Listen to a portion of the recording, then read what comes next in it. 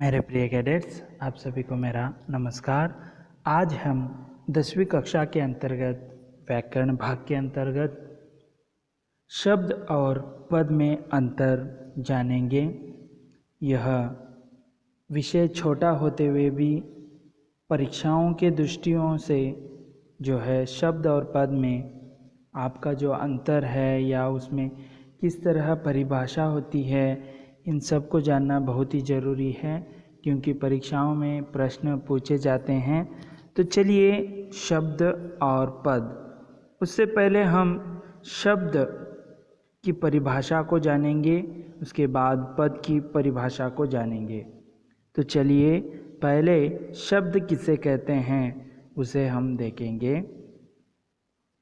शब्द भाषा की लघुतम सार्थक स्वतंत्र इकाई को शब्द कहते हैं। लघुतम, भाषा की एक लघुतम सार्थक यानी जिसका अर्थ हो, उसे स्वतंत्र इकाई को हम शब्द कहते हैं।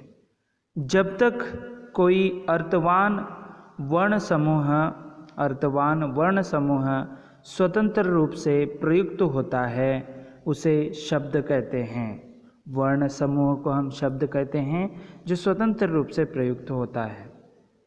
शब्दकोश में पाए जाने वाले सब शब्द कहलाते हैं, क्योंकि वे अर्थवान भी होते हैं और स्वतंत्र यानी वाक्य से बाहर भी होते हैं। इस तरह हमने शब्द की परिभाषा जाना।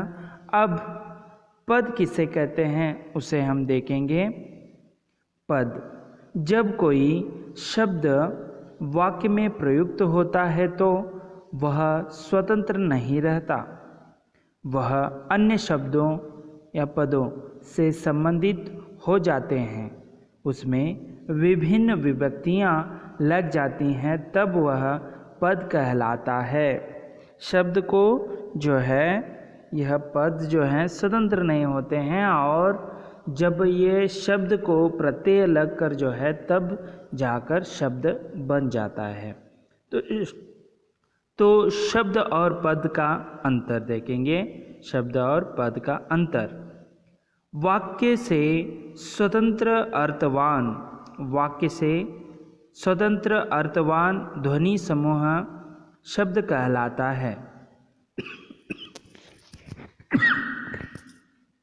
वाक्य से स्वतंत्र अर्थवान ध्वनि समूह शब्द कहलाता है। वाक्य में प्रयुक्त शब्द पद कहलाता है। वाक्य में प्रयुक्त शब्द पद कहलाता है। ठीक है, तो चलिए उदाहरण देखेंगे इसके पद के संबंधित जो हमें समझ में आएगा। उदाहरण, लड़का एक शब्द है, इसका कोश में एक अर्थ है, वाक्य में प्रयुक्त हुए बिना भी यह अर्थवान है। जब इसे वाक्य में प्रयुक्त किया जाता है तो यह स्वतंत्र नहीं रहता, तब इसका रूप भी बदल जाता है। उदाहरणतः देखिए, लड़का रो रहा है, लड़के ने अध्यापक से शिकायत की। यहाँ पर देखिए पहले वाक्य पढ़ेंगे तभी आपको समझ में आएगा। अध्यापक ने लड़कों को डांटा। अध्यापक ने कहा, लड़कों शोर न करो। तो आप यहाँ पर रेखांकित जो है लड़का शब्द में किस तरह बदलाव आया है आप देख सकते हैं। जैसे पहला है लड़का, दूसरे वाक्य में लड़के हैं, तीसरे वाक्य में लड़कों हैं और चौथे वाक्य में लड़कों। स्पष्ट है कि लड़का शब्द वाक्य में प्रयुक्त होने पर विभिन्न रूप बदल रहा है। लड़का, लड़के, लड़कों, लड़कों, ये चार रूप स्पष्ट है, अतः ये चारों पद हैं।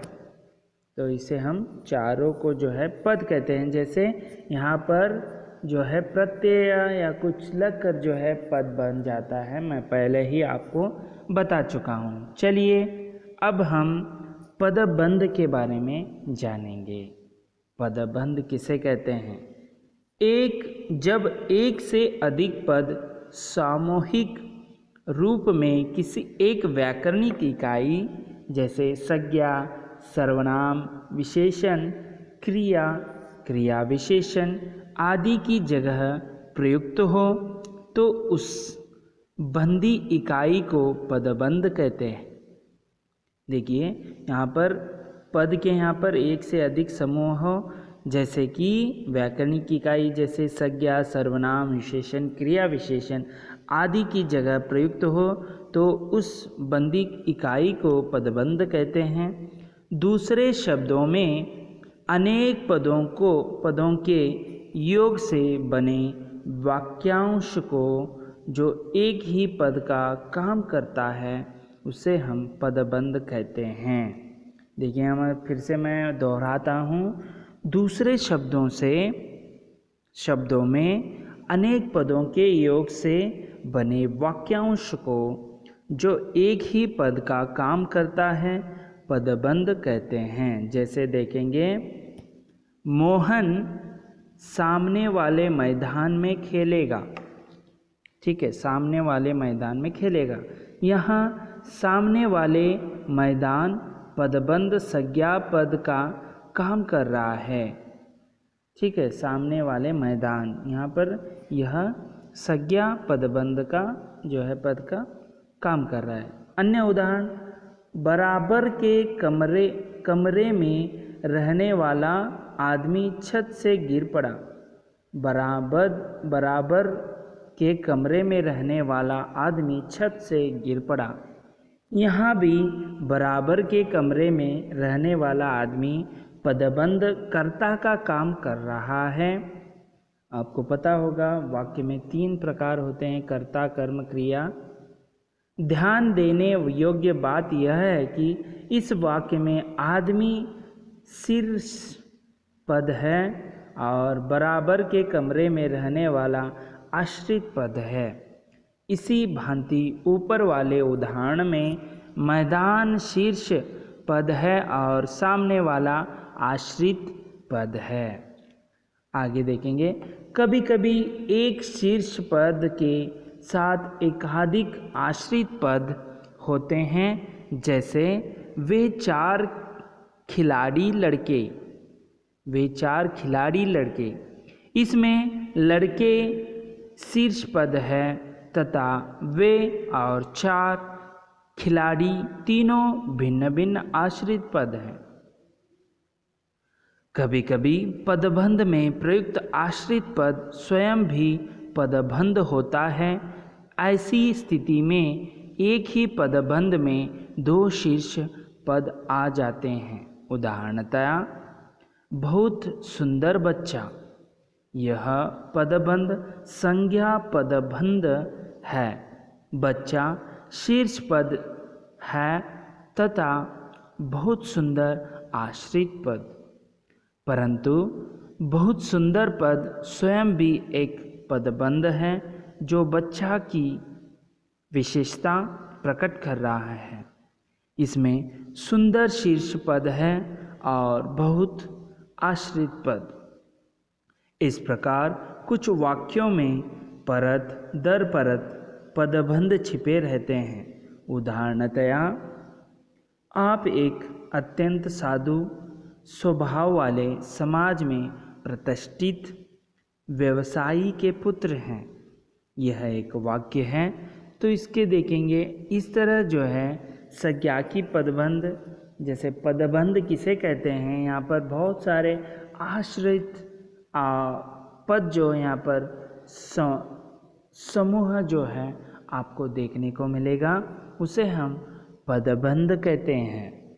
तो चलिए पद और पदबंध में क्या अंतर हो सकता है उसे हम जानेंगे, देखेंगे। यहाँ पर पद और पदबंध में अंतर।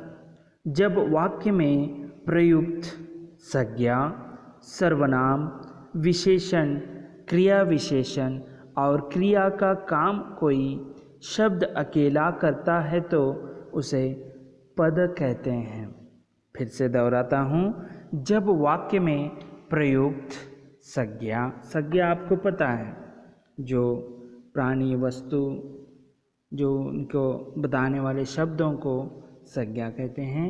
सर्वनाम जो संज्ञा के प्रयुक्त होने वाले शब्दों को संज्ञा के बदले में उसे सर्वनाम कहते हैं। विशेषण जो है संज्ञा और सर्वनाम की विशेषता बताने वाले शब्दों को विशेषण कहते हैं।